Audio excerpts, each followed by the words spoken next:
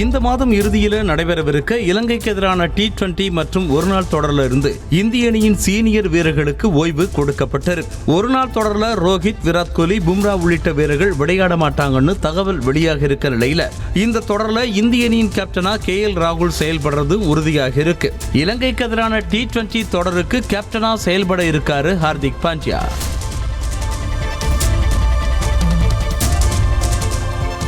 India மற்றும் Zimbabwe அணிகளுக்கு இடையிலான 3வது T20 போட்டியில் ஜெய்ஸ்வால் மற்றும் சுப்மன் கில் ஆகியோர் தொடக்க வீரர்களாக களமிறங்கினாங்க. முதல் 2 T20 போட்டிகளில் தொடக்க வீரராக களமிறங்கின அபிஷேக் சர்மா இந்த ஆட்டத்தில் 1 டவுன் விளையாடி இருந்தார். நம்பர் 3ல் விளையாடி வந்த கெய்க்வாட் இந்த ஆட்டத்தில் 4வதாக இறக்கப்பட்டார். தொடக்க வீரர்களாக களமிறங்கும் பேட்ஸ்மேன்களை இந்த போட்டியில் நம்பர் 4 வரைக்கும் களமிறக்கி புதிதாக ஒரு முயற்சியை எடுத்திருக்கு இந்திய அணி.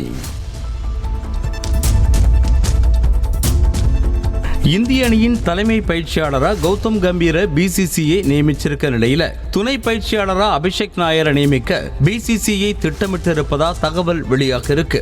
அதுபோல பவுலிங் பயிற்சியாளர்களுக்கான பரிந்துரை பட்டியல ஜாகிர் கான் முன்னிலை வகிப்பதாகவும் சொல்லப்படுது. ஃபீல்டிங் பயிற்சியாளராக தற்போது இருக்கும் திலீப்பே செயல்படுவார் என்றும் தெரிவிக்கப்பட்டுள்ளது. ஜிம்பாப்வேக்கு எதிரான தொடரில் 3வது மற்றும் 4வதாக களமிறங்கி வரும் ருத்துராஜ் கெய்க்வாட் கோலியின் இடத்தை நிரப்புவது மிகவும் கடினமான ஒன்றுன்னு சொல்லியிருக்கார். CSK அணியின் கேப்டன்சி ருத்துராஜ் கெய்க்வாடிடம் கொடுக்கப்பட்ட போது கெய்க்வாட் இதே மாதிரியான பதிலையே சொல்லியிருப்பார். அப்போ தோனியின் இடத்தை நிரப்புவது மிகவும் கடினம்னு சொல்லியிருந்தாரு கெய்க்வாட்.